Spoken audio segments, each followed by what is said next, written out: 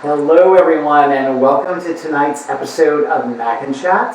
I am so super excited for this particular episode because we're going to be talking about one of my favorite subjects in the whole wide world. If you were to ask me what my favorite movie was, it's pretty much an oxymoron. Anyone who really knows me, it's The Wizard of Oz.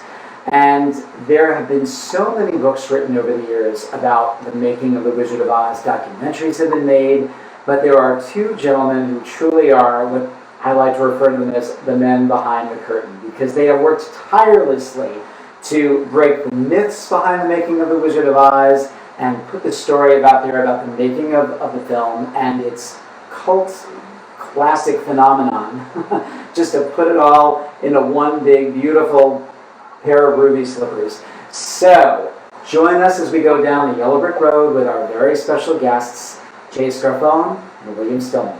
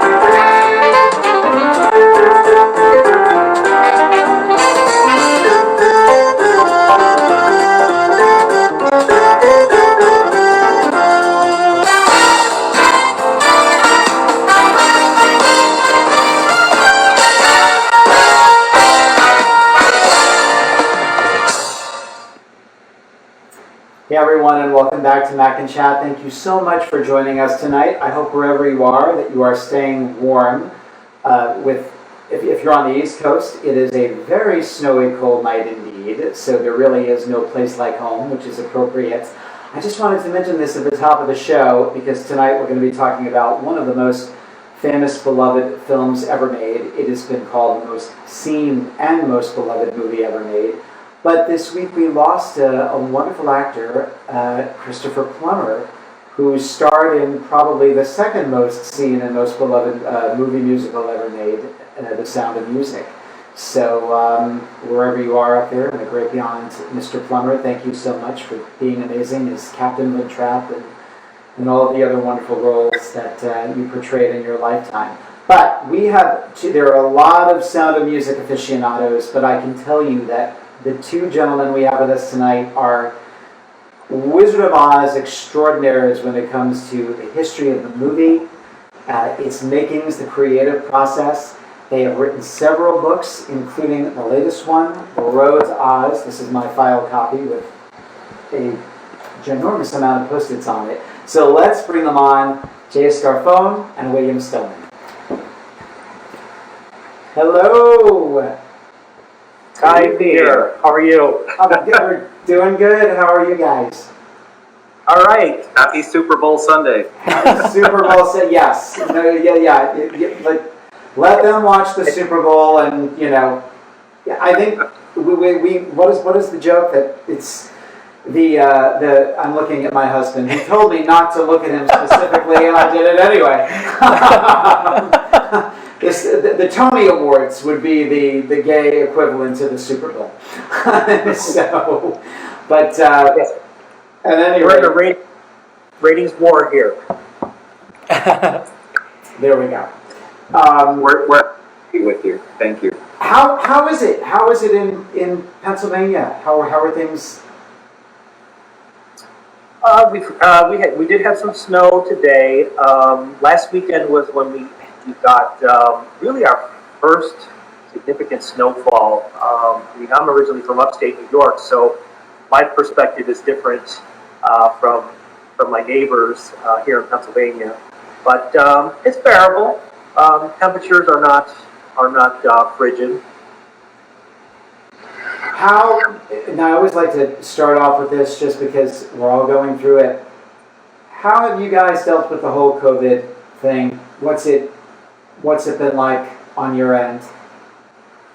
Jay's been working from home for close to a year now. Okay. And, I've been working mostly from home, but I have been keeping up with my appointments for one-on-one sessions with people. I've been doing a lot of things virtually, online, with people from all over the world.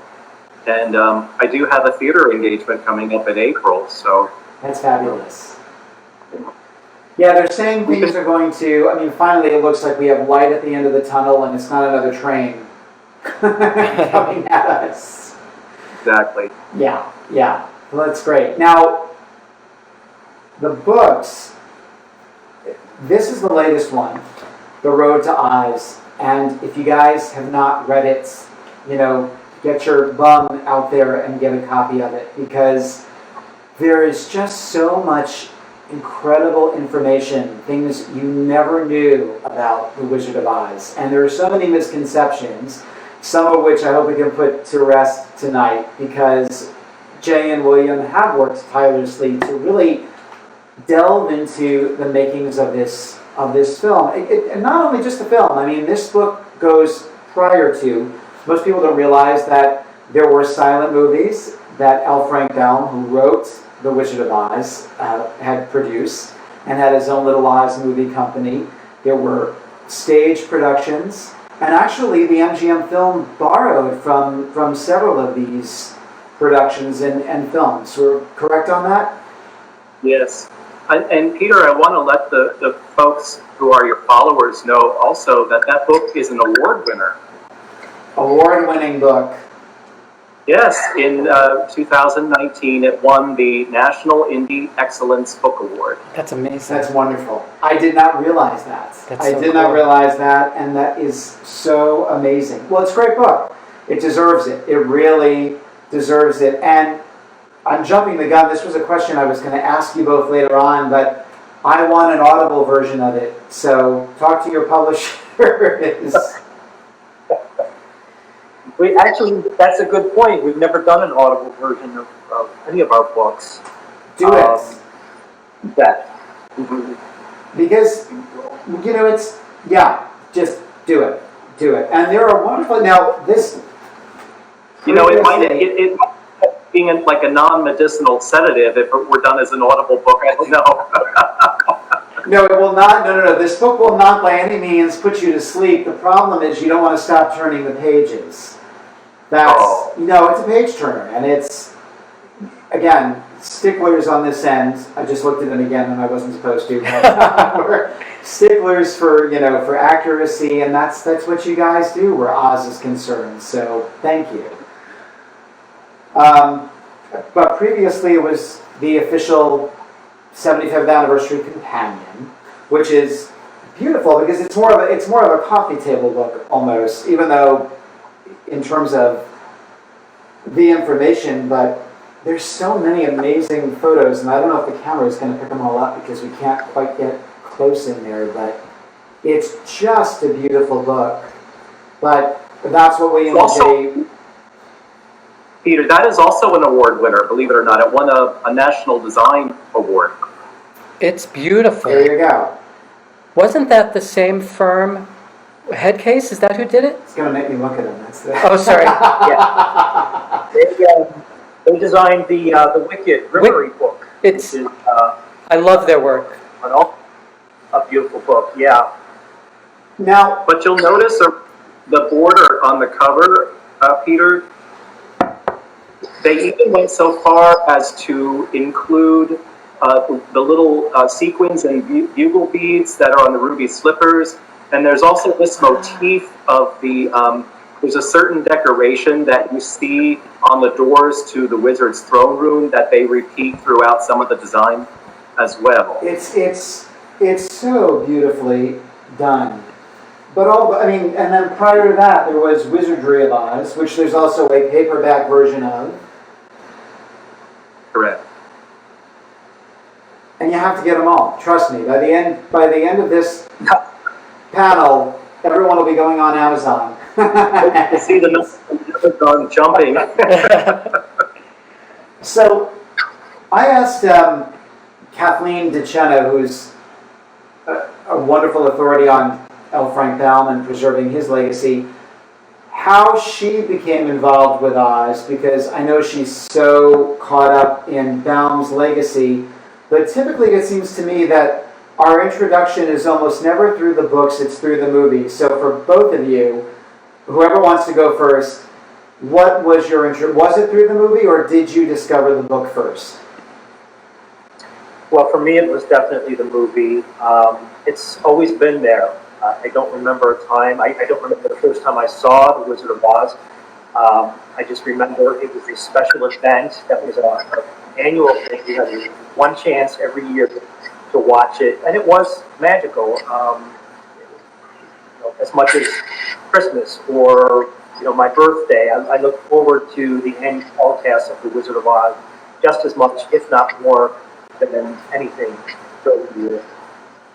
I do remember the first time that I saw it, and I was thinking about it today. It was at Christmas time, 1966, and I'm dating myself. I remember that it was on about or around the same time that the classic Chuck Jones, The Grinch Who Stole Christmas, was making its debut.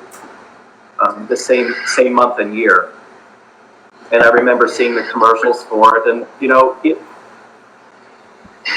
I love the movie, and I'm fascinated by it, and I enjoy researching it. But I also grew up reading the Frank Baum books, and then I was never really bothered by some of the other tangential items connected to Oz that weren't movie specific. So, for example, growing up in the 1960s. Virtually every kid had the Procter and Gamble puppets that came attached to their soap products at that time. And those are not the movie characters, but I love them every bit as much.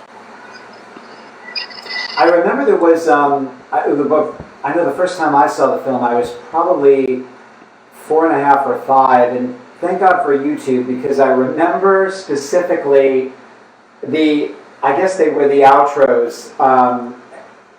It was the logo, the famous logo that we see at the beginning of the movie, but it just had a kind of an animated, vibrant rainbow, and that was at every commercial break you would see it before they would cut to the commercials. And but I just remember my aunt sitting me down in front of the television set. It was my birthday, because it usually came on around Easter time when I was a little boy.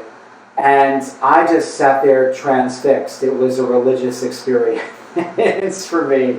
Well, used to edit it quite a bit at one time to create more commercial opportunities. Because you never heard... They would cut Professor Marvel off. They would always cut... Like right after Dorothy... What's there's a storm blowing up Sylvester, and wasn't there usually a cut like right there?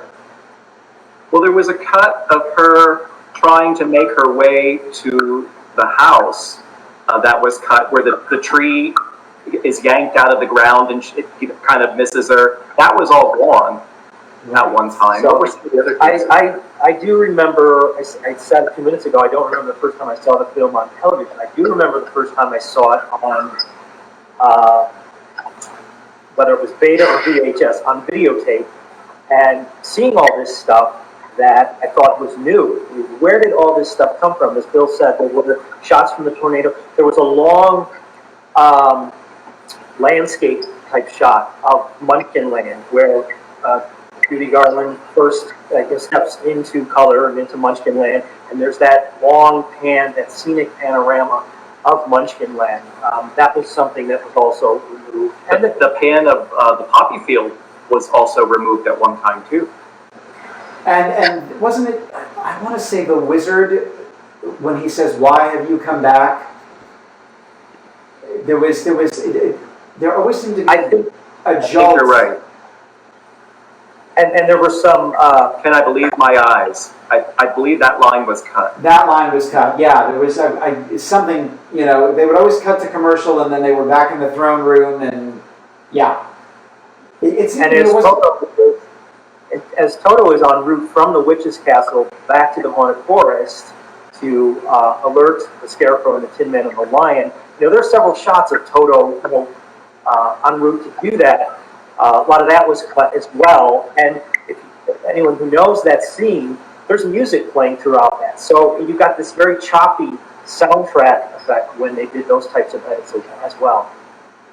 And it was also it was black and white, because I remember that when the 50th anniversary happened, it was, well, now you're going to see it the way it was seen originally, sepia tones. And I remember saying to my godmother, what do they mean by sepia tones? Because it was... I believe the switch happened for the 1955 re-release when they rearranged the picture ratio to make it widescreen. Okay. And I believe that's when that happened. So, when did was it starting with collecting first?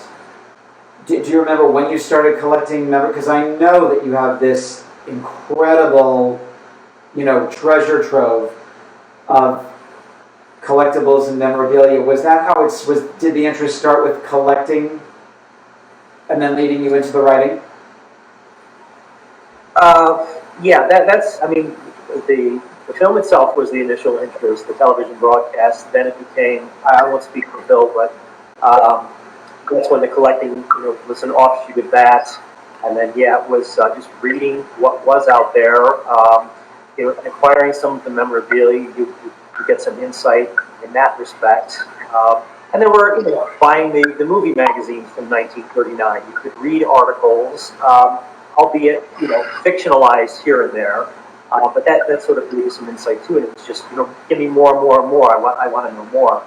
Collectors today, I think, are a bit spoiled and jaded. You don't have to leave your home to acquire things. We used to get up at the crack of dawn, you know, drive, you know, 2 hours one way to stand in line at a collector's show, you know, 90 minutes in advance of it opening, and never knowing if you were going to come away with something. You know, so there was a lot of blood, sweat, and tears that went into building the foundation of the collection that we have. But I remember, you know, having things as a kid from the Chuck Jones Off to See the Wizard program in 1967. You know, which they promoted on Bewitched. Tabitha had, like, didn't she have a pop-up, a Jack-in-the-Box? Mm-hmm. Yeah. Yep, I didn't have that. I had the glove puppet with the talking heads that fit on each finger. That's right. And but it goes back that far. And I remember being really, and Jay probably remembers this as well, I remember being really excited when the Doug McClelland Down the Elephant Road softcover book came out. It was the first book to be published about the making of The Wizard of Oz. And there were so many stills in there that had never been seen or published before. Yeah. So that was really... I know for me it was when the 50th anniversary hit, and they said that the film was going to be re-released, and it was going to be a special... And my mom took me to Macy's, because Macy's did the big... where you went to the children's department, and, you know, there were the apple trees, and replications of the Winky Guards. And that was when department stores still had book departments. And I just remember being like a kid in a candy store, because there were all of the bound books. I believe they were the Del Rey paperback re-releases. And I started scooping them up, you know, like crazy. And then in the middle was the big, beautiful green Art Deco book about the making of the movie. Because that was coming home with me. so it was that, and Down the Elephant Road. We don't want to know how old you are. It was the question about how old was I? We don't want to know how old You don't want to know how old I was. No, let's see. Yeah, how old was I? I was 11. They don't want to know. They don't want to know. Well, that was our first publication in terms of a book. We weren't as young as you, but we were quite young. We'll leave it at that.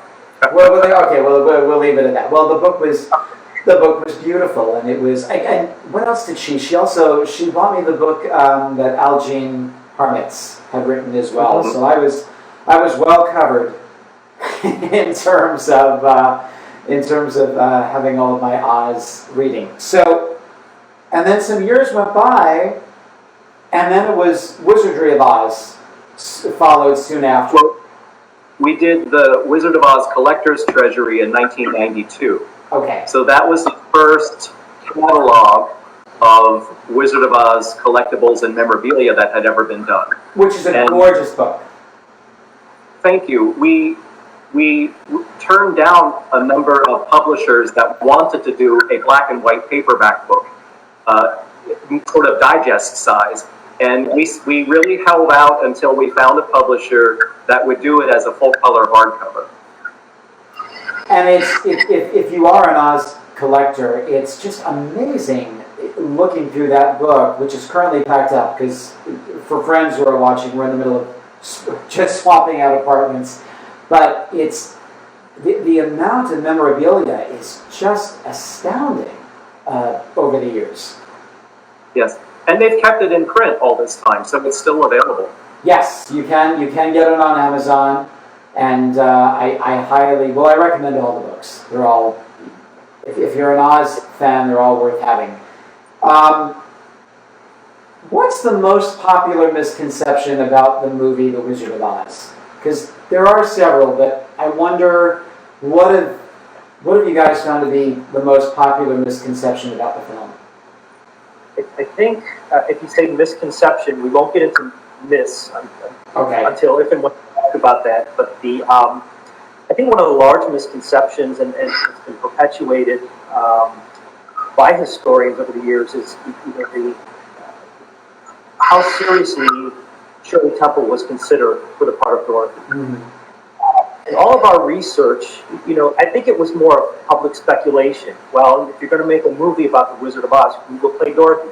Shirley Temple is she's huge, and she's of the age. So what bigger child star would you get?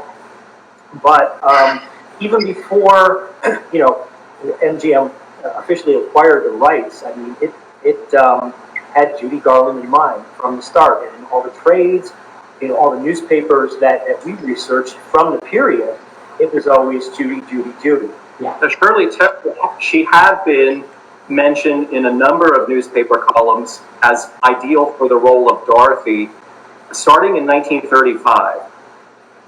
And then, there was this anecdote, this mythic anecdote about MGM would have traded Clark Gable and Jean Harlow for Shirley Temple to appear in The Wizard of Oz. Well, we did find in our research there would have been a very small window of time in 1937 when that could have been a possibility. So it may not be that the myth is a myth so much as it's been sort of displaced on the timeline. Yeah. And Jane Withers even told us that she took a call from someone saying, "Hey, the part of Dorothy is open, and you should audition for it." Hey, well, it's and when you think about the paces they went through to find Scarlett O'Hara, almost around the same time. I don't know if it was as arduous for finding Dorothy, because, as you say, Judy seemed to be attached to it almost from the get-go. I'm assuming it was. Right. My knowledge is that Arthur Freed is really the one who pushed. That's actually another misconception. Okay. Arthur Freed has been pushed to the forefront as this major force behind the Wizard of Oz. In our research, it really was Mervyn LeRoy. I mean, Mervyn LeRoy He had the experience, he had the reputation, he had the clout. Arthur Freed did not, and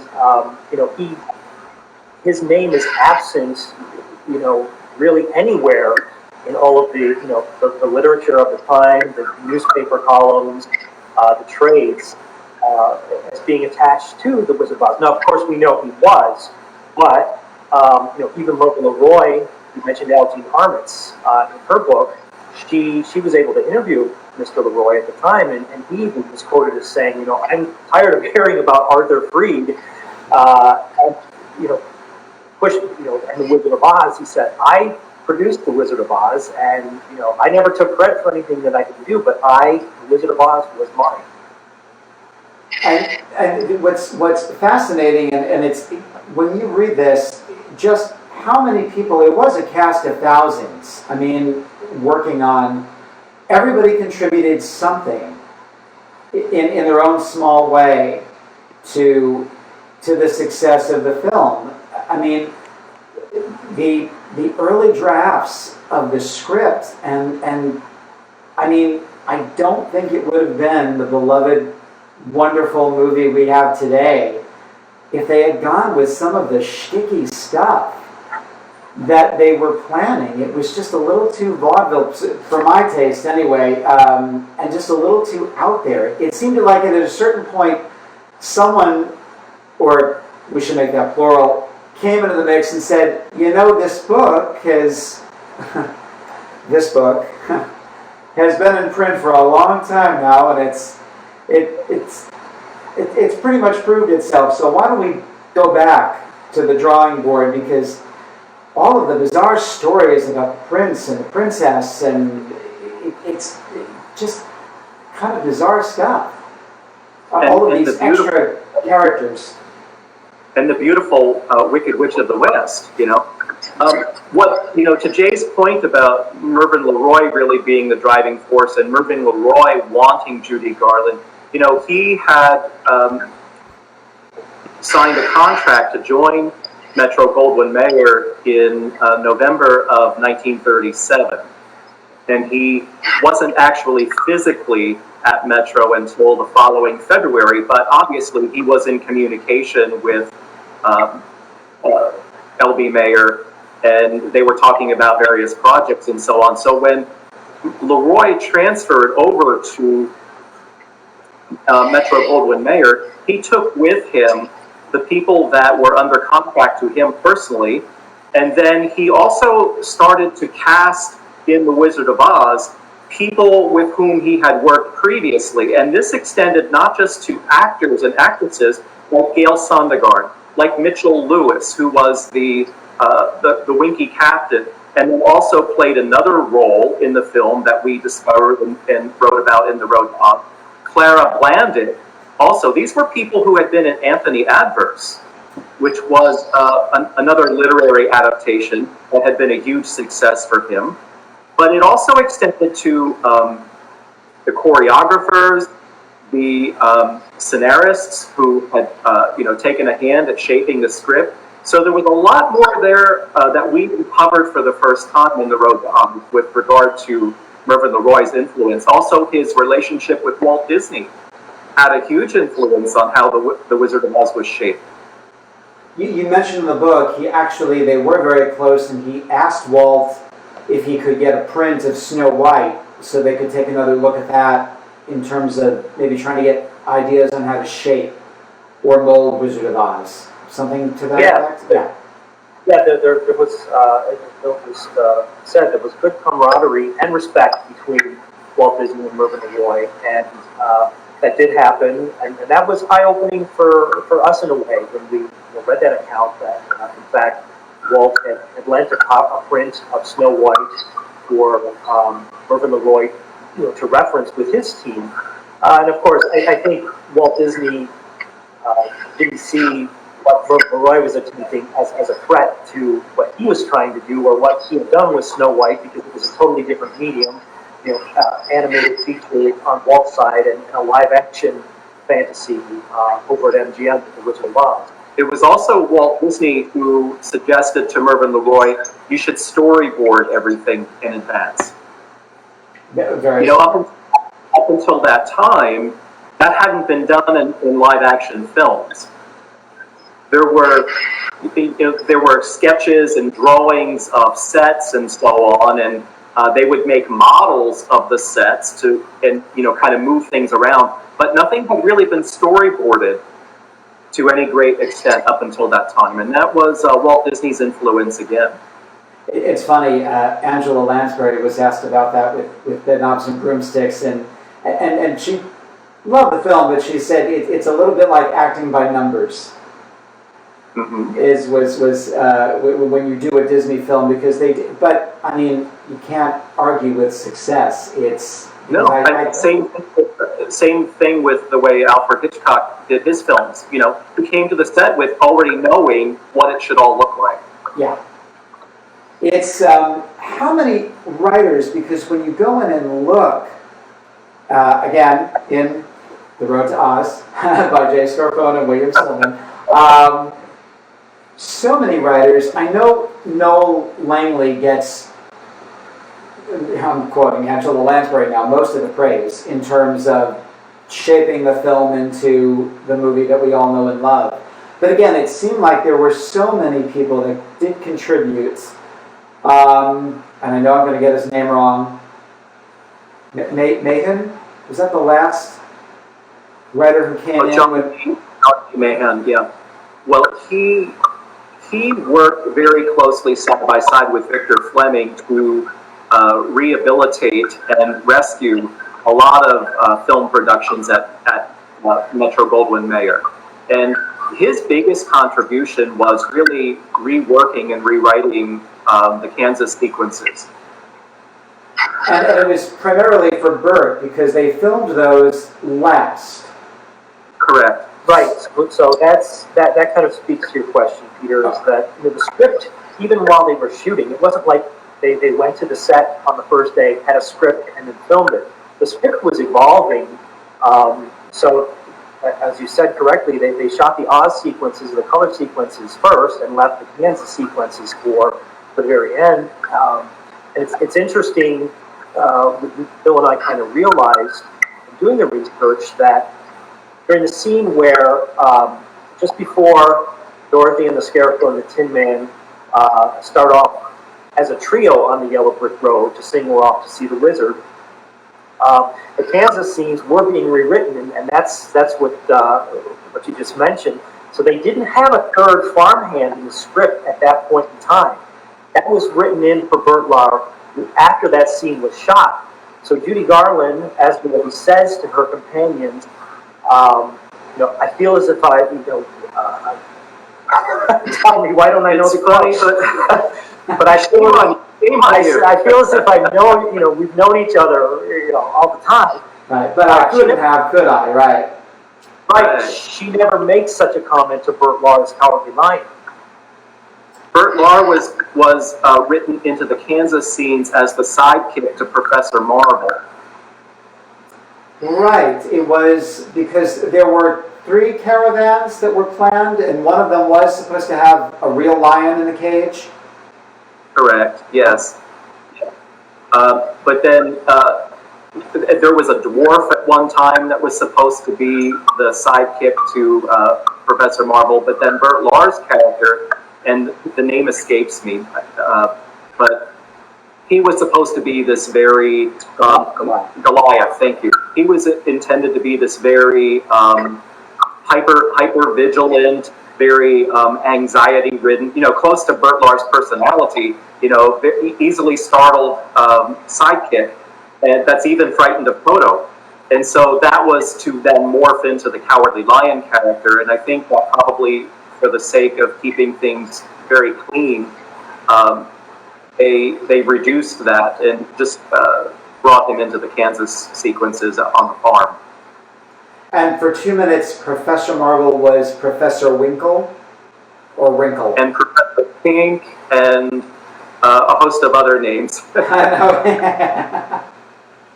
So there really, I don't think there is a comprehensive, accurate list of who actually quote, wrote the screenplay, because you had even people like Burt Lahr, if you want to get technical, or Jack Haley or Ray Bolger, that they were offering lines here and their ad libs. So who really wrote the script? It was a script by committee, absolutely.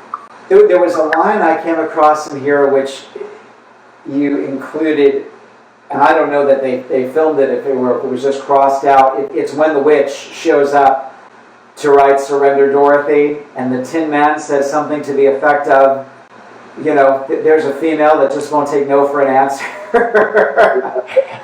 A lot of those little brief lines, I believe, probably were filmed. Okay. And even snipped in the editing. There was a line that the witch says to Judy when she has her alone in the castle and is threatening the life of Toto, and she wants the shoes.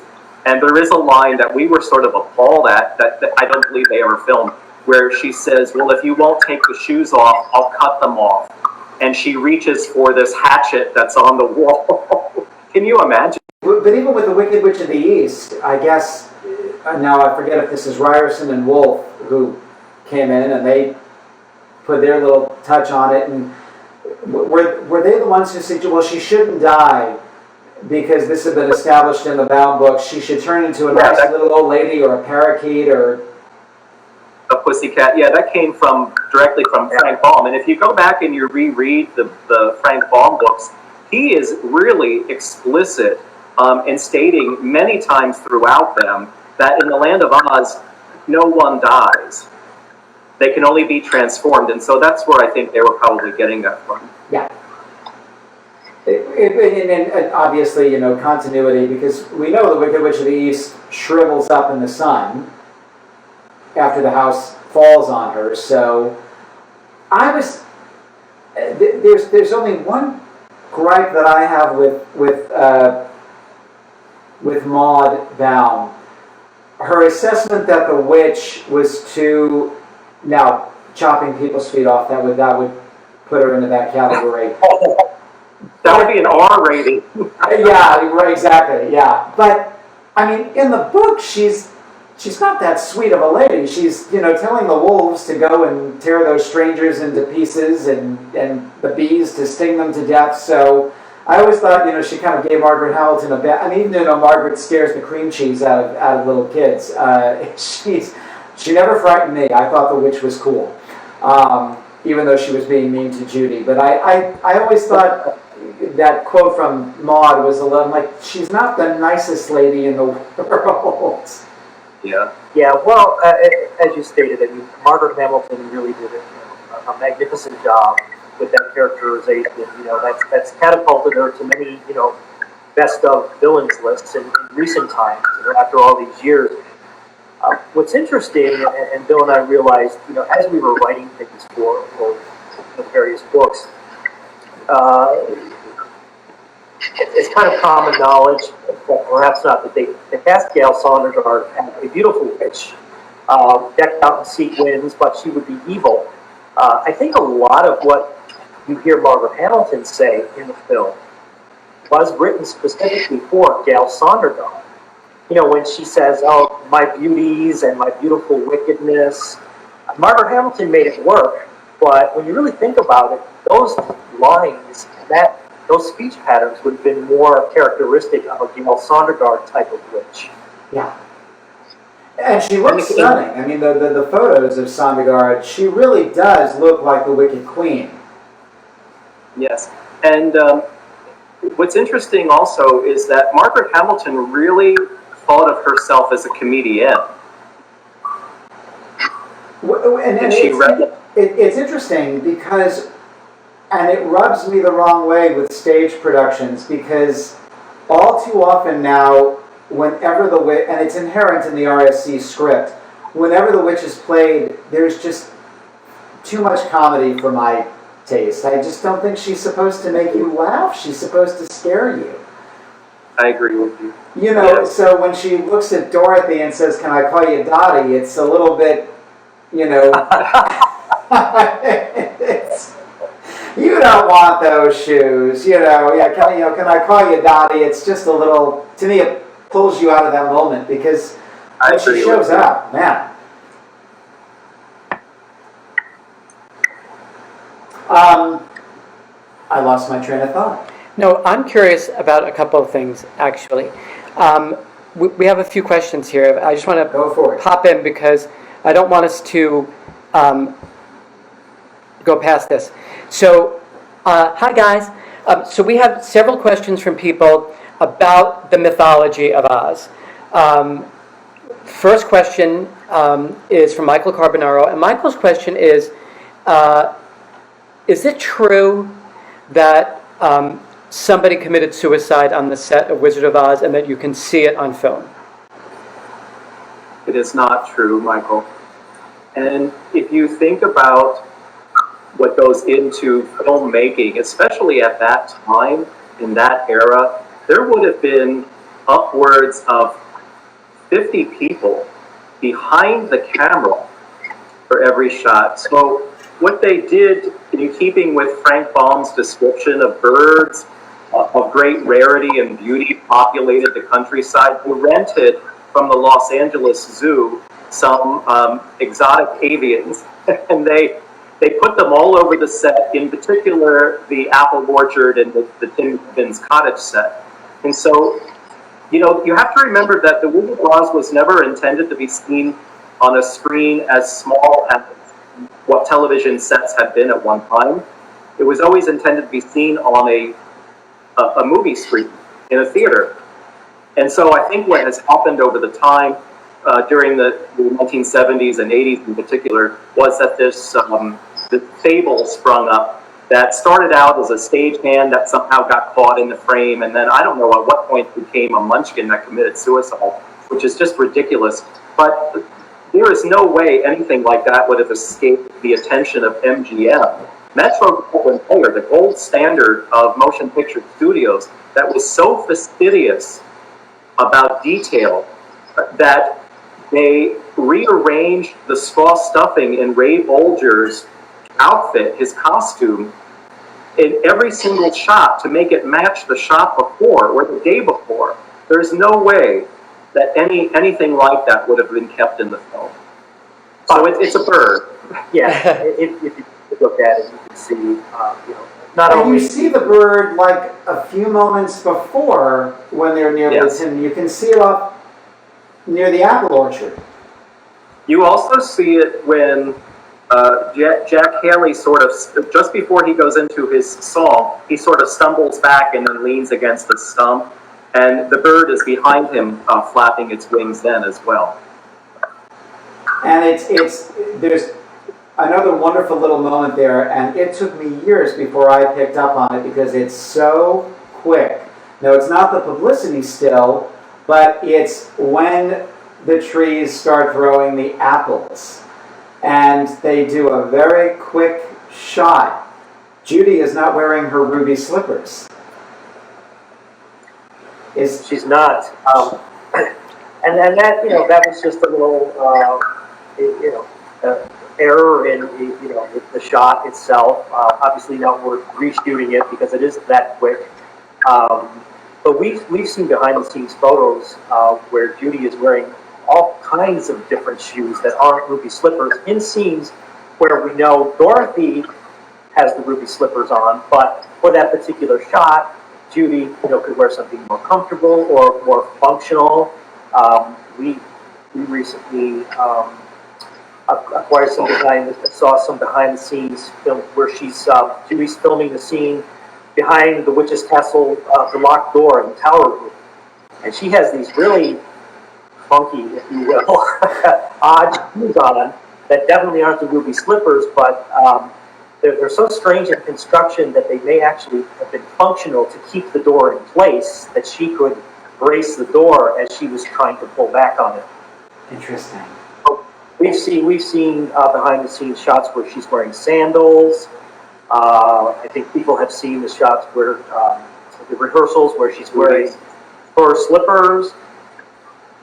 And some of that, too, may have been to make her look smaller when she didn't need to be, when she was photographed above her feet.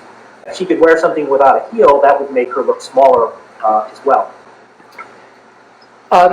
We have a viewer watching us right now from London. His name is Sean Latif, And his question for William and Jay is, what previously unknown behind-the-scenes fact are you most proud of uncovering? Thank you for asking that.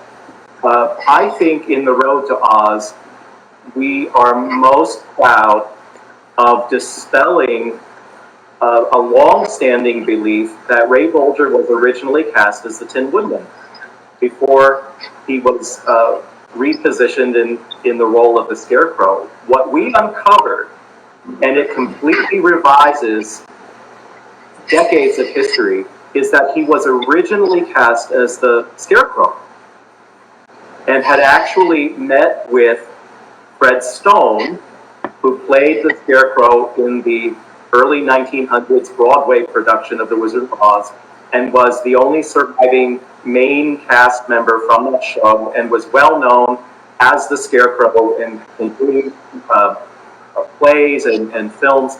And he met with him to discuss the role. And at some point, I think it was May of 1938, Buddy Epson was officially signed on to the movie, and they swapped roles. And it was really Ray Bolger's wife, Gwen, who served as a pseudo agent for him. And I think she's the one who foresaw that it would be notable for him to be seen as Fred Stone's successor, that he would have more screen time, that he would do a dance that would be an homage to Fred Stone. And so uncovering all of that, I think, is, at least for me, I think, what I am proudest of. First of all, that's amazing, because that gets bandied about all the time, about Ray Bolger. Companion question asked by Sammy DeSocio. Sammy wants to know, there are so many audition tapes for Gone with the Wind of people who are up for other roles. Are there any audition tapes that exist for Wizard of Oz? And you mentioned Gail Sondergaard, and of course we talked about Shirley Temple, but were there any other famous people that we may know who were up for parts in the film? Well, The Wizard was one part that several notable actors were under consideration for that, and Frank Morgan apparently he lobbied for the part. He wanted it, so badly that he agreed to do a screen test. I think typically, he was not subject to doing that. They knew Frank Morgan, and they knew what he could do, and he would just literally be cast. He apparently did a screen test. I mean, we've seen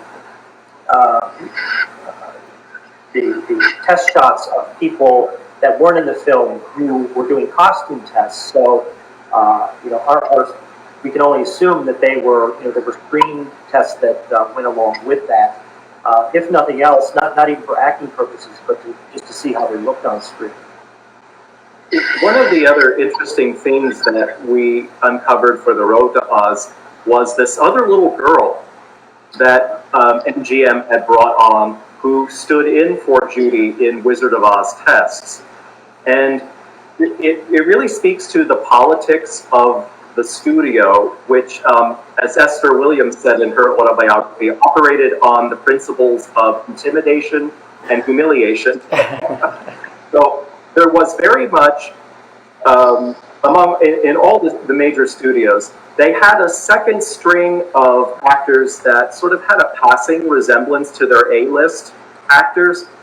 And they did this at Metro-Goldwyn-Mayer also. You have to remember at that time, Judy Garland was considered unattractive by Hollywood standards. She was considered very plain and homely, and she was considered overweight at that time. And so Judy Garland look-alike in terms of their string of B-list actors was negligible, but a sound-alike was something very different. And they had brought on this little girl, that Janice Chambers, and there's a picture of her in the book. Yes. And she could sing just about anything. And they actually started casting her in bit parts in Metro films. But she remembered doing tests with the actors. So obviously they would want to see what a little girl would look like next to Burt Lahr or some of the other fellas in their costumes. They do that for any film. And they do those kinds of tests, and it's not necessarily the actors that are standing in for those kinds of tests.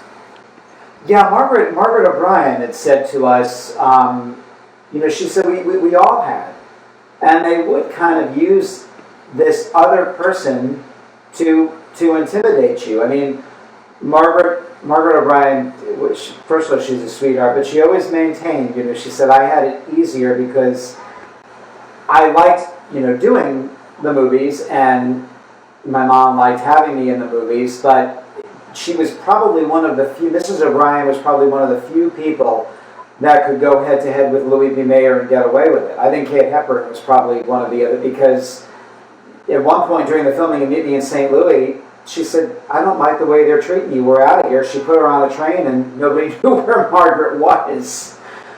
She took her to New York. And very few people got away with that. I know Noel Langley, that great quote in your book, said, every time Louis B. Mayer smiled at me, I felt as though a snake had crawled across my face. Right, and that got him into trouble. Actually, It got him blacklisted. He was, somewhat blacklisted because of doing that. So, to Bill's point, the message that was being sent was, hey, you're not irreplaceable. You can all be replaced. You're expendable. Whether you're, even if your name is Clark Gable, we have somebody else that, can take your place if you get too big for your britches. Yeah, so that continued in through the 50s, because pretty much Tab Hunter said that's where Troy Donahue came into the, We'll look bridge. at the Marilyn Monroe imitations. That every major studio had a Marilyn Monroe. And it's unfortunate with where Judy was concerned, because it's obviously you're talking to someone who's very biased here, but to be 12 years old, the best example I can give are the Facts of Life girls, who have all gone on to be very stable. Well, there's one of them that maybe is not. She's a little overzealous about certain things, but they were all in their teen years and being made fun of. God rest her, by Joan Rivers, calling them Facts of Life girls, and being made to get on scales in front of the entire cast and crew. This is 1981, 82, 83, 84.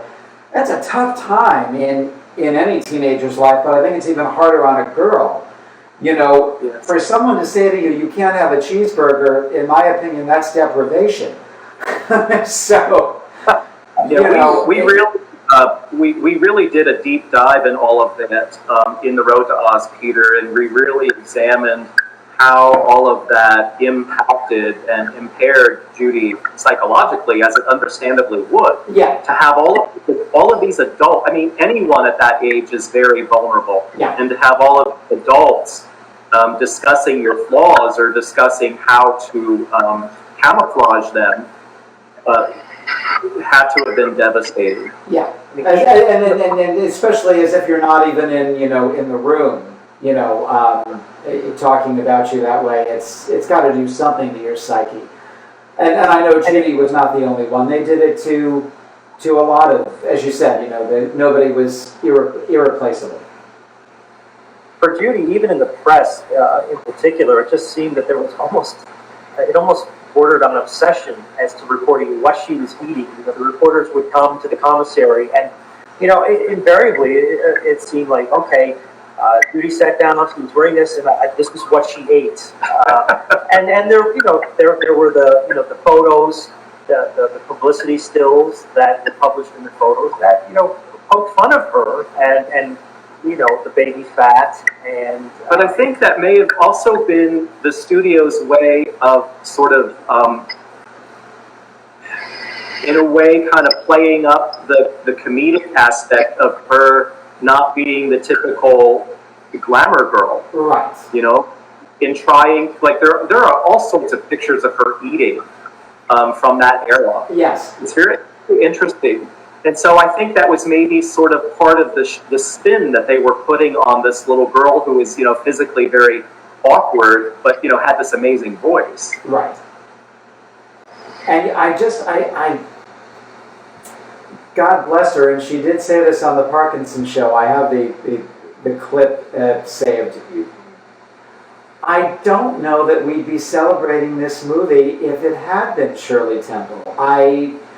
But I feel the same way about Gone with the Wind. I just think that, Vivien Leigh was it, and she certainly did not match up to Margaret Mitchell's description. I mean, it's in the first paragraph of the book that Scarlett O'Hara Scarlett O'Hara was not beautiful. Yeah.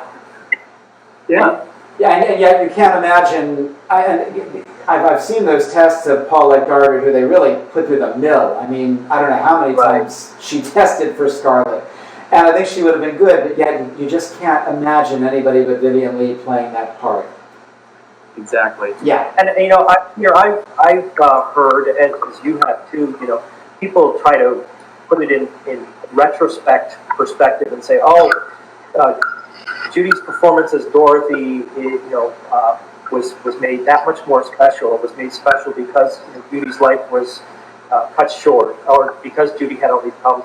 I disagree with that. I think she just gave an outstanding performance, and she was so right for that role in and of itself. No matter what she did after that,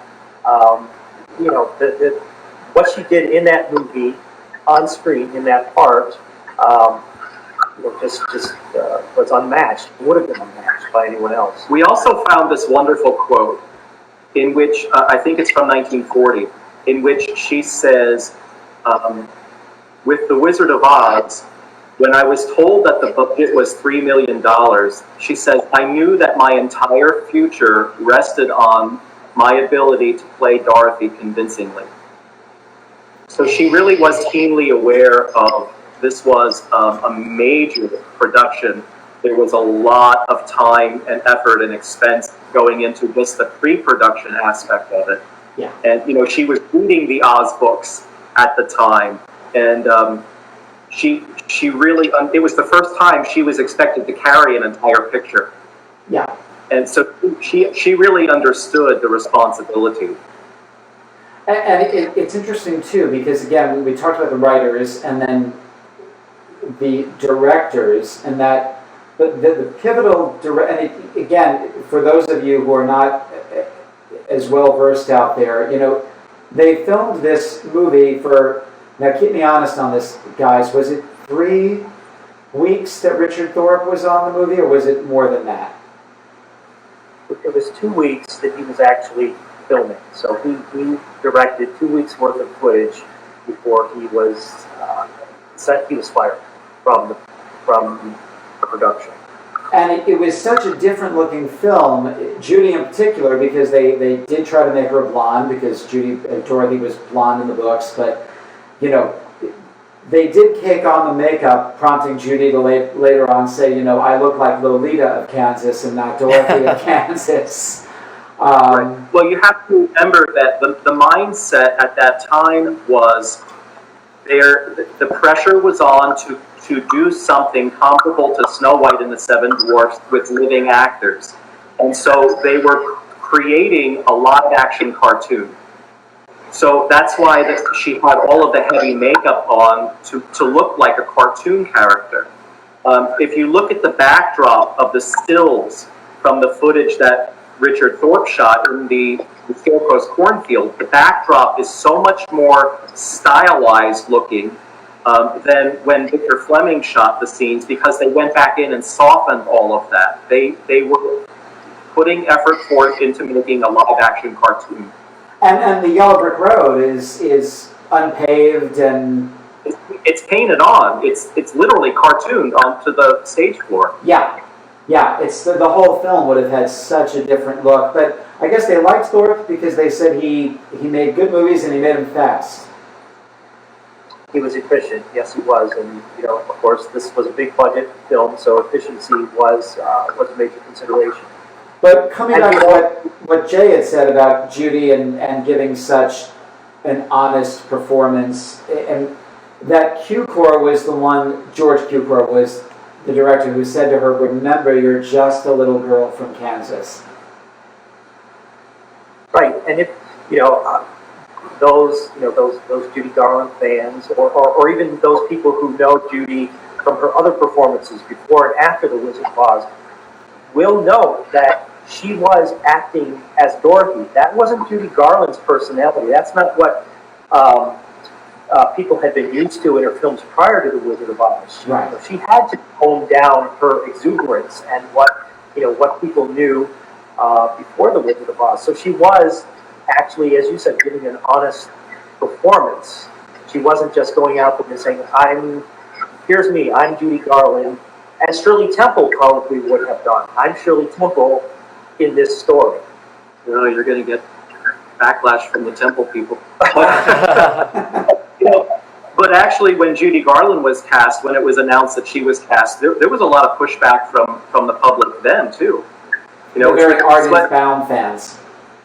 Right. Yes. But also, it's not her fault that she came across in an artificial way during the time that Richard Thorpe was on the production, because she was being directed that way by Thorpe, by Mervyn LeRoy, because Dorothy had been a princess in the Oz books. They were going by that. Yeah. They were creating a live action cartoon, and it was Princess Dorothy. And so she had that air about her, and this sort of artificial or exaggerated childishness about her. So she was doing as she was directed to. Yeah. We have an interesting question here. Interesting. Okay. Got a question. So this is from Walter Eckert. Walter wants to know, Adrian did the costumes, but who did the makeup for the film? And most specifically, do you guys have any comments about Bert Lahr's costume and makeup? Because they're so almost ahead of their time, is Walter's comment. Do you have any comments about Bert Lahr's makeup as the Cowardly Lion? Well, Walter, if you have a chance to take a look at our book, The Wizardry of Oz, at the back of that book there is, at that time, the most comprehensive credit list of everyone we could possibly locate who contributed to and worked on The Wizard of Oz. And so you'll see a list there of all of the makeup people. There were no women doing makeup except for body makeup at that time. All of the makeup people were artists who were males exclusively. There were female hairdressers, but there were no women. Women were not permitted to do facial makeups at that time. But we had the great good fortune of interviewing and talking with many of the people who did makeup on The Wizard of Oz. Now, this was our research going back almost 30 years ago for writing the Wizardry of Oz. And we became very close friends with Carly Schramm, who did Bert Lahr's makeup throughout the entire picture, in addition to some of the extras. And so that was a great source of information. I will tell you, Walter, you might not know this, but Bert Lahr's whiskers were black broom straws. Oh, wow. I think it's noteworthy to really mention that these costumes, not only Bert Lahr, but Ray Bolger, Jack Haley. I mean, these were Hollywood stars, and they were really asked. A lot was asked of them in terms of developing the makeup. They had to sit for plaster life masks to be made. But what they had to do to deliver these performances, the encumbrances of the makeup and the costumes, it really, I think people take for granted, what they had to do to make this movie and to deliver these performances. It's just amazing to have been under those lights and let your emotions come through. All the while, you've got this paint on your face, and it's sticky. You've got, you're wearing a wig, and you're wearing, a lion suit costume. It's just really amazing that they were able to pull off any performance whatsoever, let alone performances like he did. And I know Bert famously, he wanted a 6-week guarantee, and they said 5, and he said 6, and they said 5, and then the picture wound up going, was it 13 months? Was it? It was about 5 months for principal photography. Well, you have to understand that in that era, the average film took about 22 days to complete. And so they had no idea of how complex and convoluted and complicated and all of the obstacles and accidents that they were encountering, particularly for working with in Technicolor. And so the Cowardly Lion's character is only introduced halfway through the script. Right. And so they really didn't think that they would be needing him for longer than the 5 weeks. So that's how that came about. And it's something that popped out in the book when I was going through my notes, that Charlie Grapewin didn't want to play Uncle Henry, was retiring for the 48th time in his career. And was it because they actually did, he had heard a rumor, and the reason he didn't want to do it was because they said they were going to go to Kansas to actually film the Kansas sequences, and that turned him off. Well, he may have been persuaded to do the film for a couple of different reasons. One of the things that's very interesting that we discovered is that he had acted in and appeared in a touring company of the famous Wizard of Oz Broadway play at one time, circa 1908, I believe it was. And he actually still had in his possession the script, which he ceremoniously gave to Mervyn LeRoy. He had also been directed by Victor Fleming previously, so once Victor Fleming was signed onto the film, that may have been attractive to him to work with Fleming again. And you're right, there was initially a plan to do all of the Kansas scenes on location in Kansas, and they had sent a crew out to scout out location, in fact.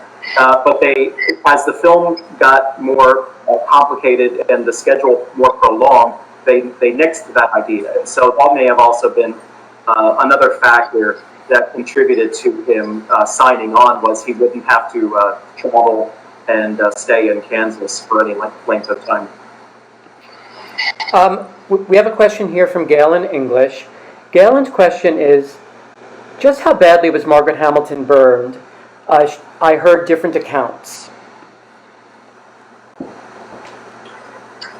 She was burned severely on her one of her hands because she is holding the broom, and she did receive burns to her face as well. She was wearing, as she has told in interviews, in later years, girl like that there was copper in makeup. The makeup itself was flammable.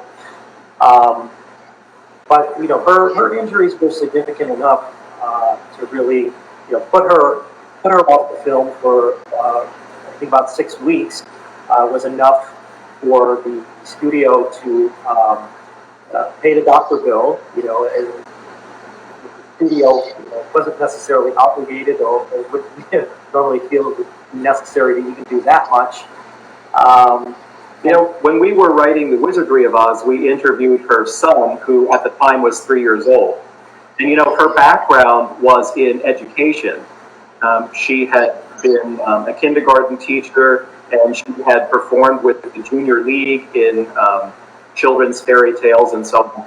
And so when she came home from the studio after being attended to by the doctors, she was very concerned about her appearance and how her young son would take it. And he told us, I remember being led into her bedroom, and there she was in her 4-poster bed, swathed in bandages, looking like a mummy.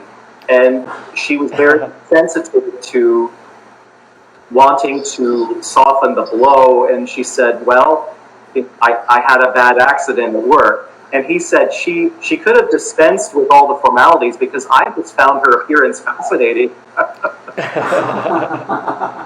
She was doing her Boris Karloff imitation. Right, the mummy.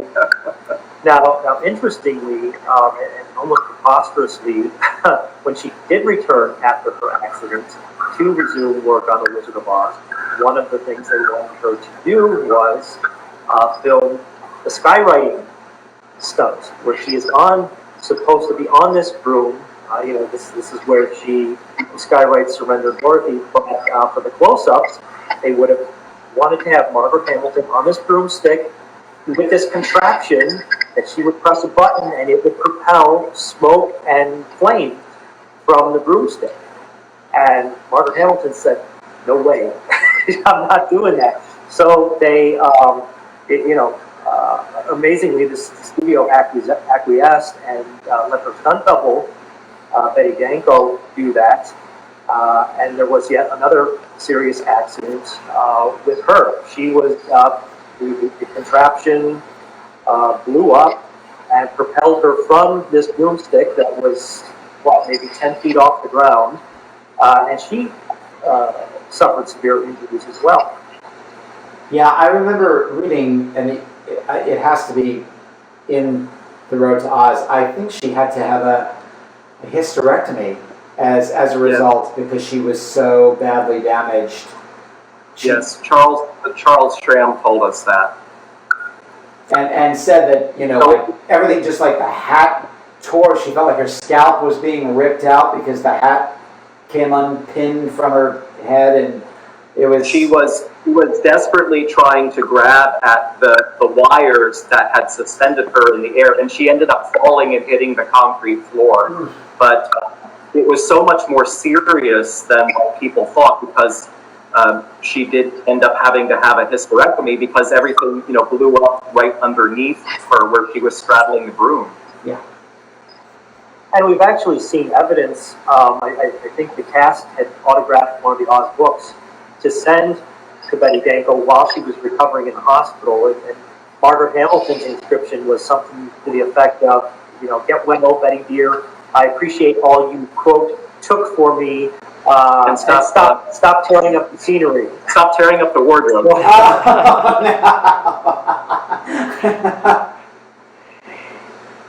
We have another question here. Okay. This is from Carl Foster. Carl says, I was born different. Nobody is watching the Super Bowl tonight? Carl, They have good taste. Yeah. Carl says, I was born different and have special needs, and I think the Munchkins are awesome. Do you guys have any stories about Munchkins? Well, we've known many of them over the years. They're all gone now, sadly. I mean, there was this. We talked to somebody who was actually related to two people who worked as makeup men on The Wizard of Oz. Norbert Miles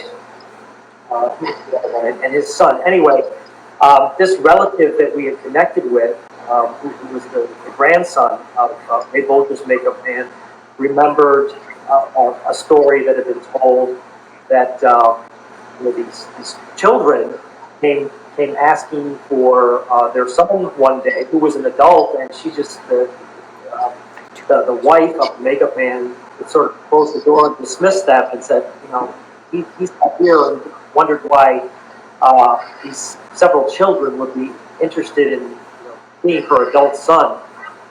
So that was kind of an interesting story. There were many reports at the time of filming The Wizard of Oz that special accommodations needed to be made for the small actors, just from a practical standpoint. Water fountains and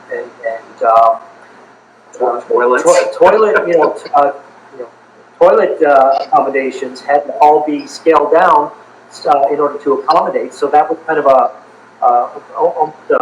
precursor to today's, mandates for accessible accommodations for people with special needs. It was also outside of a film called The Terror of Tiny People. It was also, which was, played by people who were actors and little people who were in and around the Los Angeles area. The Wizard of Oz was really the first Little People of America convention because it brought together little people from all over the country. There had been a notice in one of Ed Sullivan's columns where he said Mervyn LeRoy is looking for what was then called midgets. He was looking for midgets, and if you're interested, address him, care of Metro Goldwyn Mayer. So there's a lot of interesting information that we uncovered in The Road to Oz, Carl, that you might appreciate because it's published for the first time. And one of the anecdotes that we uncovered was an African-American little person who was rejected for being a Munchkin, who actually made the trip from New York to Los Angeles to see if he could be cast in The Wizard of Oz, and was turned down, which at that time was probably just as well, because he probably would have been the butt of a joke, being the only African-American Munchkin. Yeah. We have a question here. This is from Terry Thomas. Terry asks, The Wizard of Oz, was it going to be greenlit as another project earlier in the 30s? And did they look at another book to do a sequel? Yeah, that's an excellent question, Terry. In The Road to Oz, as Peter said when he did the introduction, there is a very large section that examines in great detail all of the productions prior to the film. And as you may know, Samuel Goldwyn, famous producer and director, held the rights to The Wizard of Oz since 1933. And so for the first time in print, we uncovered as much as we possibly could about the evolution of the production he was planning, which was going to be in Technicolor also. I always wondered, and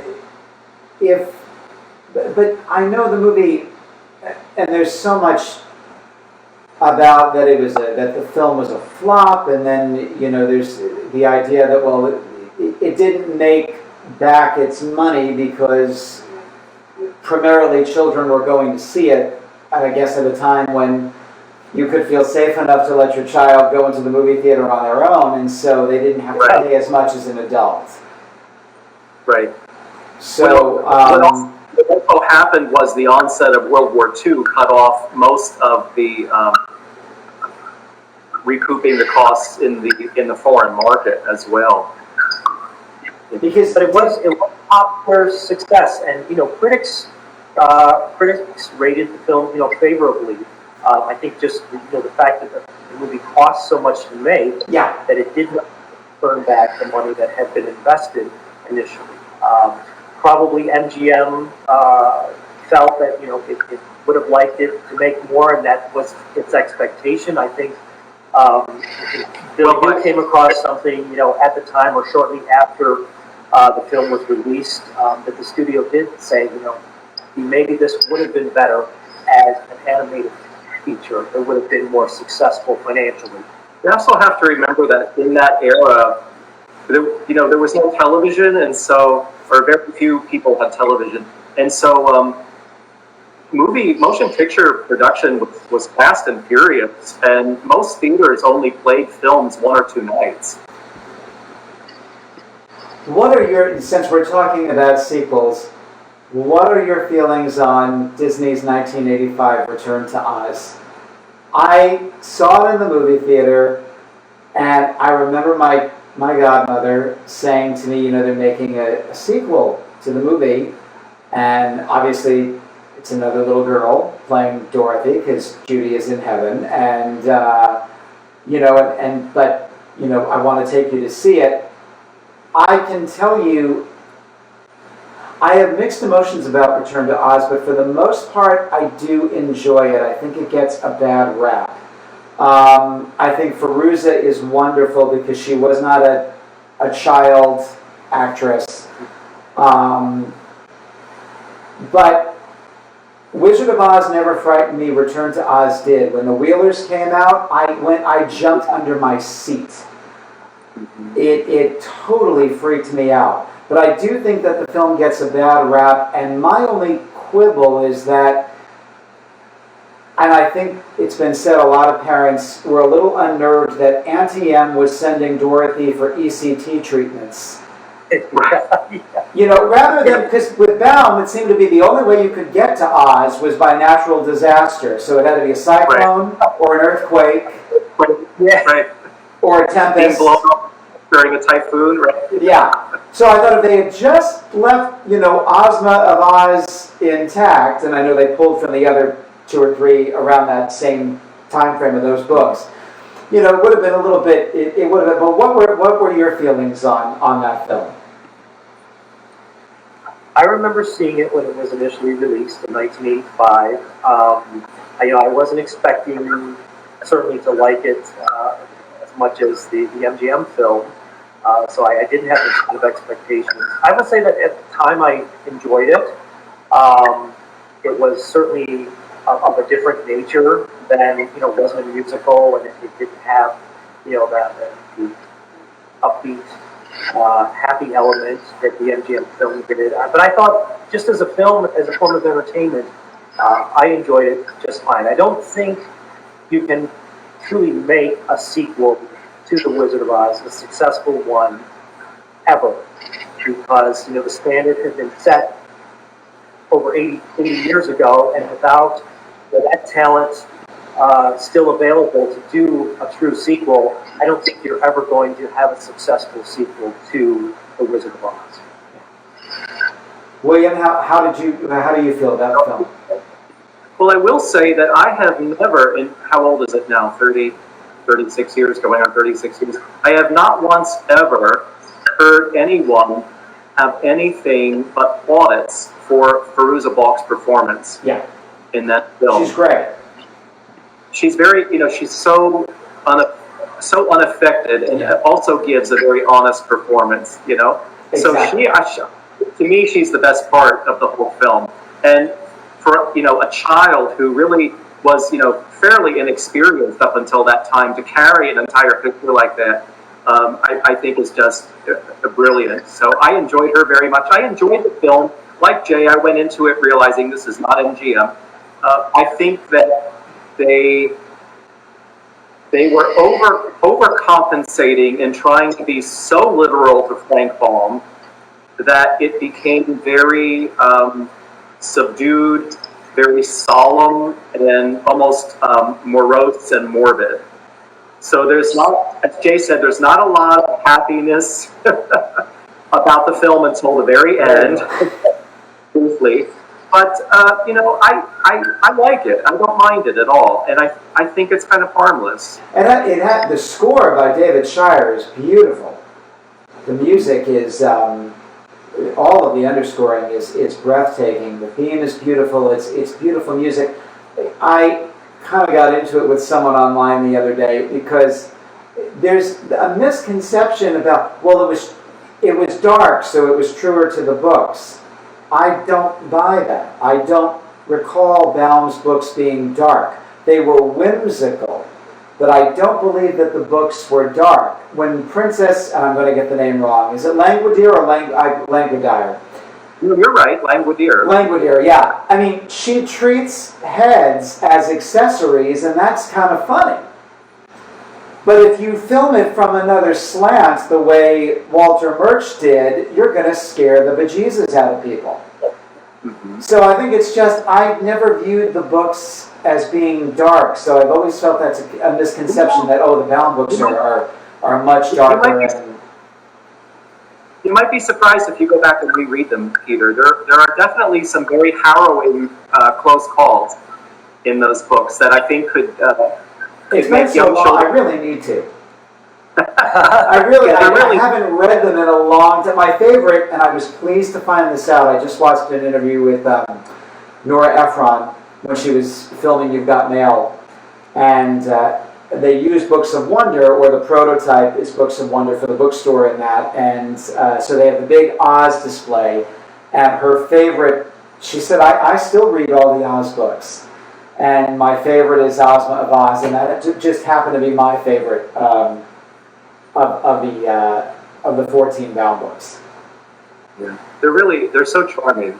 Yeah, they really are. We have a question actually.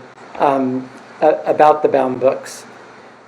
Mary Kemp says, I have your collector's treasury, and she wants to know, do you have a bound book that is special to you besides The Wizard of Oz? I'm trying to read what this says. I have your collector's treasury. Do you have a bound book that's special to you besides The Wizard of Oz? And what is your most prized Wizard of Oz collectible? Oh my goodness. Mary. Well, Well, Mary, first of all, thank you for investing the $60 that it costs to buy the collector's treasury. Well, it's a very paper.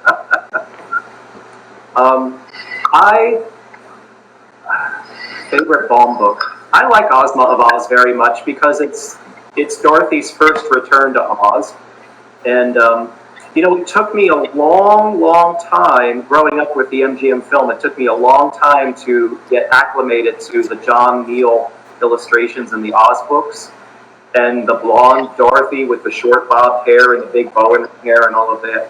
It took me a long time to accept that. I like Ozma of Oz very much. I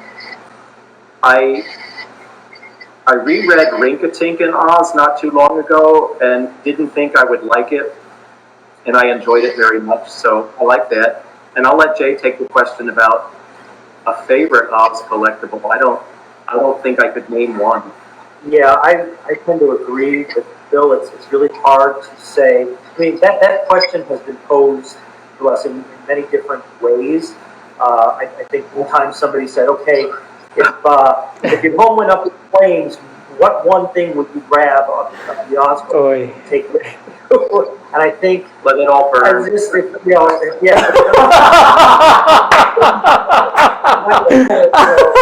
Take it all.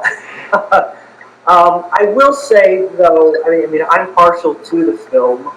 You like the posters? I like the original or even the re-release movie posters. I love the foreign stuff. I love the foreign stuff, whether it's Wizard of Oz books or interpretations, but that are based on the film characters. I find that stuff very interesting just to look at. I think aesthetically it's very nice. I also do like photographs, behind the scenes photographs from the film, oddball photographs that you don't see every day. Those to me are very fascinating as well. We have one last question. My favorite poster, I've never been able to find, and I don't even have this release of the VHS.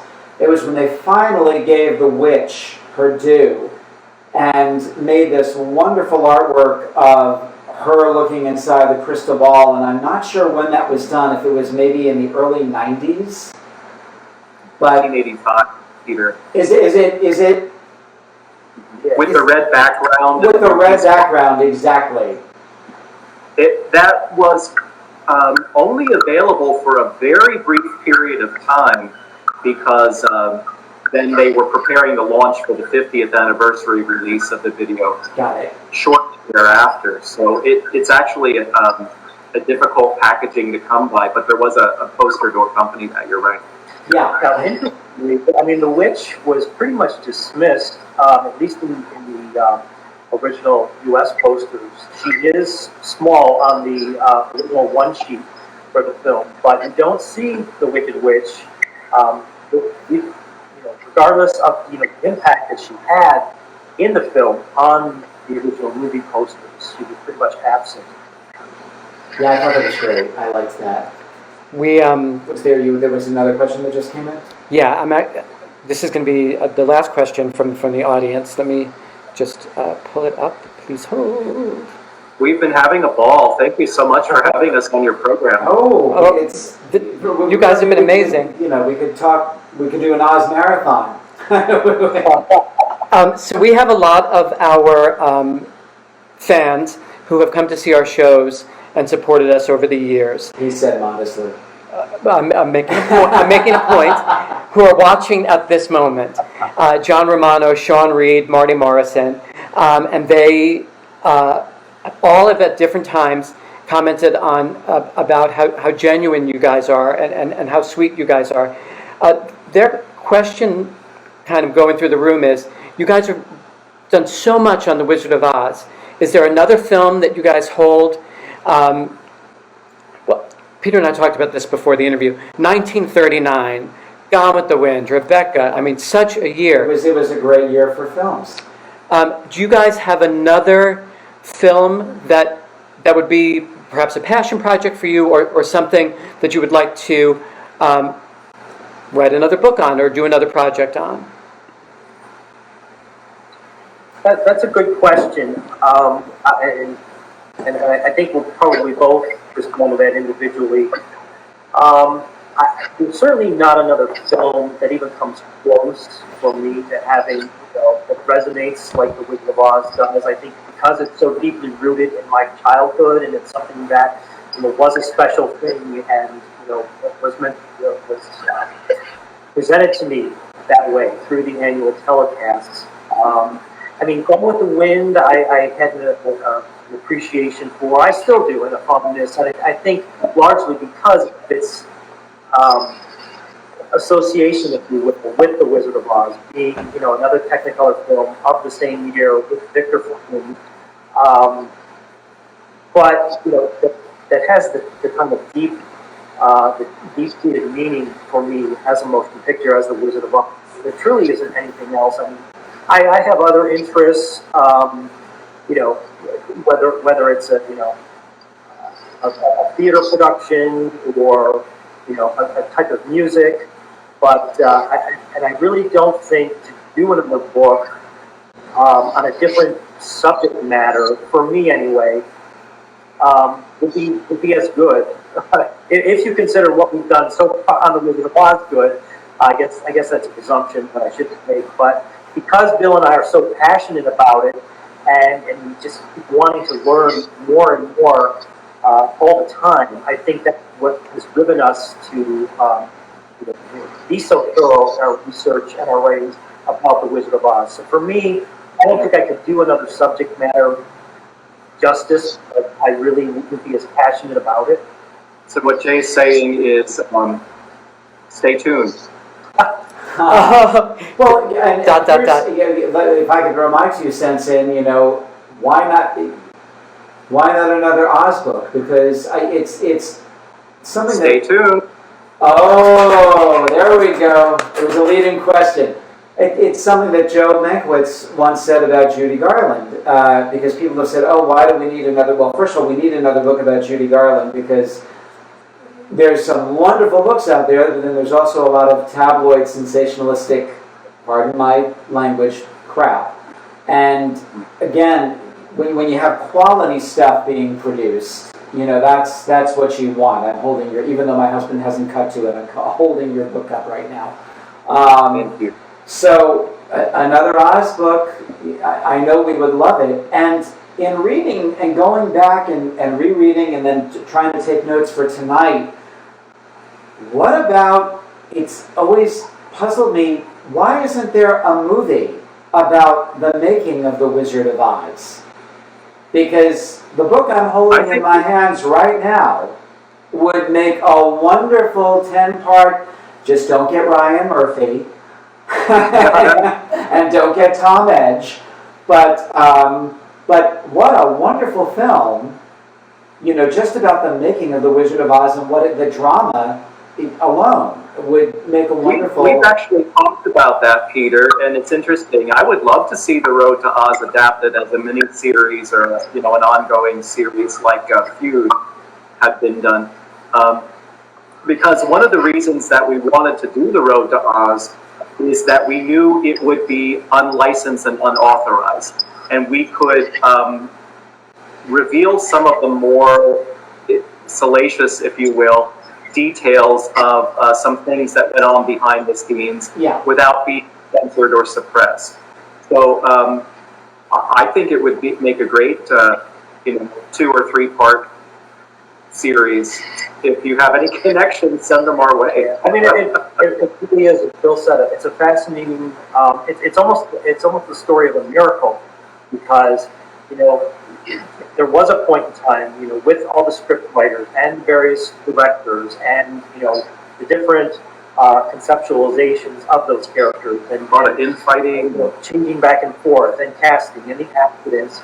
It's a miracle, as I said before, that the film was completed at all, let alone that it's so wonderful.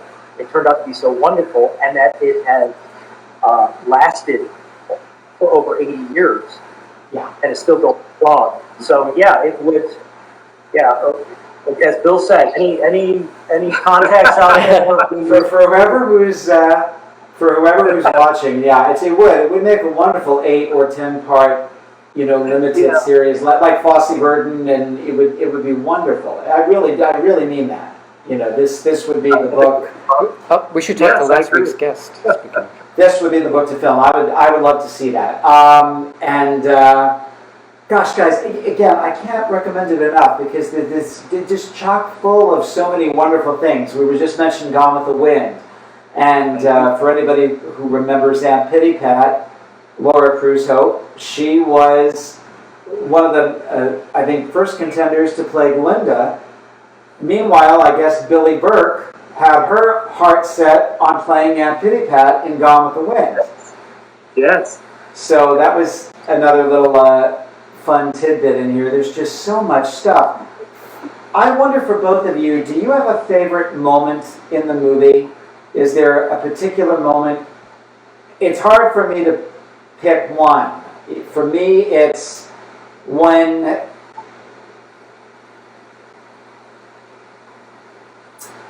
when she opens the door. Which is not her, by the way. That broke my heart. But I realized they had to get it all in one shot. But when Dorothy opens the door to Munchkin Land, I always get chills. I always get good in a good way, or the feels, as people say now. Or when they do the close up on the slippers and when she starts dancing down the yellow brick road and all of the Munchkins are dancing with her, you just can't help but feel good. And when they see the Emerald City for the first time, it's like picking a favorite pet or a favorite child. So there's so many of them. One of my favorite scenes, Peter, is in fact the exit from Munchkin Land. You're off to see the wizard. Yeah. Because, as Bill has actually described it, and you sort of did too, it starts out very small, the feet on the yellow brick road, and it just mushrooms into this big, gets bigger and bigger until, Judy is on her way to see the wizard and exiting Munchkin Land. It's interesting, your other favorite moment. I happen to be watching one of my true crime shows that I love to watch those last night, and it was interesting. It started out by the boyfriend or former boyfriend of this unfortunate victim who was deceased was describing the moment that he met her as it was like the Wizard of Oz when she opens the door and it's color. That's how I felt when I first met this girl that was to become his girlfriend. So you're not alone. That moment is very impactful to many people. Yeah. I remember the scene that you described also when Judy just touches the tip of the spiral of the yellow brick road and then it turns into this whole big number. That was actually used in the television commercials in the 1960s. I remember that. So that's sort of vividly ingrained in my memory. But the scene that really kind of gets me when I see it is when the evil witch finally has poor Judy alone, and she's telling her, it's the shoes or your dog, and the shoes don't come off because they shoot these sparks of fire, and the witch burns her fingers on them, and Judy says, "I'm sorry, it's not my fault. Can I still have my dog?" And that's the kind of logic. I mean, whoever wrote that line understood the logic of how a child thinks. And so she's thinking, well, I upheld, or I tried to uphold my end of the bargain, and will you still give me back what you promised? And so that, for me, that sort of hits home. It's hard to pick. It really is hard to pick a favorite one. I think as I got older, because it didn't happen for me when I was little, but the first time I saw it on the big screen, I think I was on tour in Diary of Anne Frank, and it was the first time they were showing it on the screen, and I said, I have to go. And I just remember getting that final scene when she's saying goodbye, and I was a mess. My favorite scene. And to this day, it doesn't matter how many times I see it. When she realizes she does have to say goodbye, you know, I'm going to pieces now, just thinking about it. As it means more he was an adult. If you think about it, she's actually said goodbye twice. Right. Right? Because she's in the balloon with the wizard, and they're all looking at each other very lovingly and longingly, so she evidently has already said goodbye a first time. That's a good point. Yeah. But that speaks to Judy Garland's performance. That's something that always impressed me as I got older. I could appreciate those emotional scenes that she did, the crying and in the witch's castle as she's, you know, thinks she's in her final hour. You know, no offense to the other child actors, you know, at the time or since, but you know, someone like the great Mickey Rooney. I never liked his crying scenes. His emotional scenes just were forced. But you know, she really had it down, and maybe you would know this better than I once read a quote that was of the time of the Wizard of Oz. Judy was quoted, whether it was accurately or not, saying, she said, "I would never sing another note again if I could act like Betty Davis," or you know, she wanted to really act even as a young girl.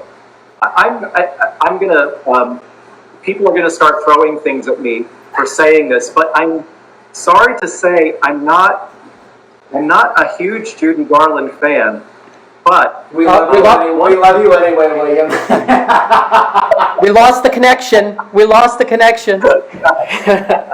But one of my absolute all-time favorite Judy Garland films is The Clock. Oh. Because she doesn't sing a note. And she's brilliant. And she really wanted to do more of that. It's interesting what you said about, she would often, you know, say, if I just didn't have this. She wanted to do more, you know, as she got older, people got in the way because it had to be an event. You would Sid Luft, it always had to be an event because they had to pay for the track.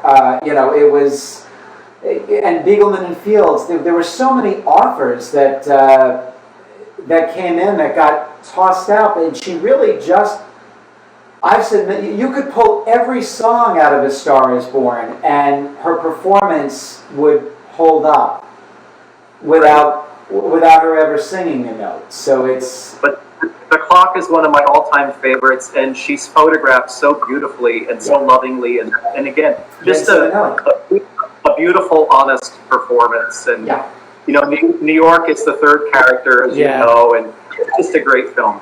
Yeah.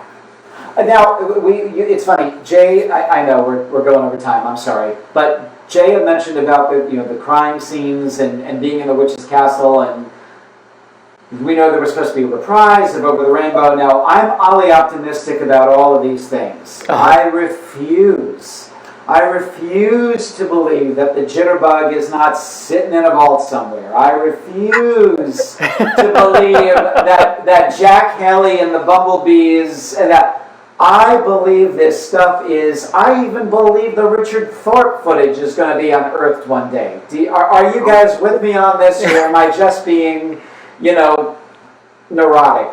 I am anyway, but... Far be it for us to dash your hopes either. No, I mean, I think I don't think that's outrageous, Peter. I mean, I think Bill and I have seen over the years things turn up that we never thought we'd ever see. So I think, never say never. Look at the extraordinary. It's been plastered all over the internet ad nauseum since the 75th anniversary book came out. But look at the extraordinary Kodachrome of Judy in the blonde wig in The Wizardry of Oz. Yeah. Yeah. That came to us through a relative of one of the Technicolor advisors. Yeah. Who's actually in the photograph. Who's in the photograph holding the light meter. Yeah. So who knows what's out there and what's still to be discovered and uncovered. We're uncovering things all the time. It gives me hope because we do know for a fact there is a full uncut version of A Star is Born. Allegedly there's two, but there's one that they know proof positive exists, and I guess the gentleman that owns it had a list of demands and they would not be met, and so it's still sitting in a house somewhere in California, which to me is just dreadful. My attitude is, good God, give him whatever he wanted so we could get the film as it was meant to be seen. And I feel the same way about Oz. If stuff is out there, please, whoever has it, put it out there. You have to understand, though, is that Warner Brothers would assert its authority, and they would claim all of the rights and the remuneration to go with it. So I understand the mindset of, not approaching them and not putting it out there. We've had that experience. Bill just gave you the example of the Kodachrome of the blonde Judy. I mean, we approached HarperCollins. We were very upfront. This is rare stuff. We don't want to lose it from our possession. Of course. We're taking a risk. Unfortunately, they actually preempted the book itself by putting these pages out electronically, and you can't undo that. So, for us personally, we've gone through that. It's like, we want to share what we have. The Wizard of Oz belongs to everybody, just like you were saying about the ruby slippers. Yes. But don't steal from us either. No, exactly. Well, that's again. It's what I was saying about the gentleman with A Star is Born. I just thought, whatever this man wants, let him have it, because you're depriving the world of this masterpiece. That's just my take on it. Yeah, well, it does get back to your take earlier in the program about the ruby slippers. It's like, everybody should get along for the sake of, these things that really are Americana and belong to the world. Yeah, for those who are watching, we were talking. The ruby slippers are that more coveted than the Wicked Witch of the West wanting them. I mean, I think they have caused more trouble for people over the years, just as much trouble as they caused for Dorothy. I think those. If anybody from Warner's is watching this, and I mean this with love, it's what Glinda says to Elphaba and Wicked. They're just shoes. Let it go. Yeah. Let it go. Guys, thank you so much for doing this. I could sit here and talk to you for the next 12 hours. It's been a great pleasure, Peter. I'm looking forward to coming back next month. Yes. Yes. March 7th. March 7th? March 7th, right? Yes. It's one of the, okay, yes. I'm sorry. It's the move. Bear with me. William Stilllman will be back with us on March 7th, talking about his work. What is the title of the show before I get it wrong? I don't come up with the titles for the show. My husband does. The title for the show with William? With William. Oh, Special guest, It's Untitled. William Stilllman, Title. psychic medium. That's the title. That's the time. Oh. All right. Good. So William will be back with us on March 7th talking about the psychic world and his work in the spiritual world, which absolutely fascinates me. And I look forward to talking with you because I had a visitation from my grandfather many years ago. So that's something that I look forward to discussing with you in depth, if we can. Yes, it's all fascinating to me too. Yeah. All right. So, and then maybe, what is it? What August will be? What's the anniversary coming up for Oz in August? Because that's the release, right? August 23rd. Is that 1939? 82. 82nd in August, yeah. So then come back and talk some more Oz with us. We'd love to. Well, hopefully your viewers will create a demand or a little bit of a buzz for it too. Yeah, and before you guys sign off, guys, please, it's The Road to Oz. This is the latest book, chock full of information. It's a page turner, as I said earlier, through Lions Press. I think it's available both still in hardback and paperback. And if you're like me, you got to have both. And then there's the 75th anniversary companion and the Wizardry of Oz. And there's also a pop-up book, which I had totally forgotten that William and Jay had put together, which my mom got me as I can't remember now, it was either a Christmas or birthday present, but it's a beautiful pop-up book for the MGM film. So you want to check that out. Is there any place they can go in particular in terms of a website or... For us or for both of you or individually or not specific to our Oz work. I mean, the books are available on Amazon.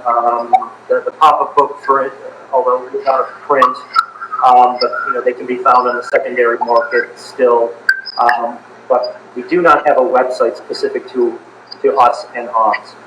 Okay. All right. So, guys, go on Amazon, put in J. Scarfone and William Stilllman, Oz, and a plethora of Wizard of Oz treasures will come at your feet, kind of like the ruby slippers. So, thank you all for tuning in tonight. Please like Mac and Chat on Facebook. You can subscribe to the YouTube channel. I think this is either our 6th or 7th interview that we've done. We also have our shows, our theatrical shows that we're doing this Saturday night coming up on February 13th. Judy Garland returns in Judy Garland and Company, and it's going to be a celebration of Valentine's Day and President's Day. On an Oz note, this is something I meant to bring up with the boys. There have been so many political things that have been tied to the Wizard of Oz, but if you know the Oz books, Munchkin Land is a beautiful blue country. It's a beautiful blue country until someone mean and horrible comes along and takes over, and then finally one day a house falls out of the sky and drops on top of them and brings an end to all of that horror. And now with President Biden in office, I'm showing my political side. I think L. Frank Baum will be very proud of the kind of corollary that we've got going on there. So just to get a little political. So celebrate President's Day with Judy, and her guest stars, Dame Edna and Katharine Hepburn. Those are going to be her guest stars this Saturday night. And then the Golden Girls Live starts up on, is it Friday night? Friday. Friday night. Golden Girls, Terms of Estrangement, featuring Dorothy Zbornak and Sophia Petrillo. So you can find Peter Mack as Judy Garland on Facebook and the original Golden Girls Live on Facebook. Thank you guys so much. Stay safe, stay warm, and remember, there's no place like home. Thank you guys so much. Thank you. Stay safe.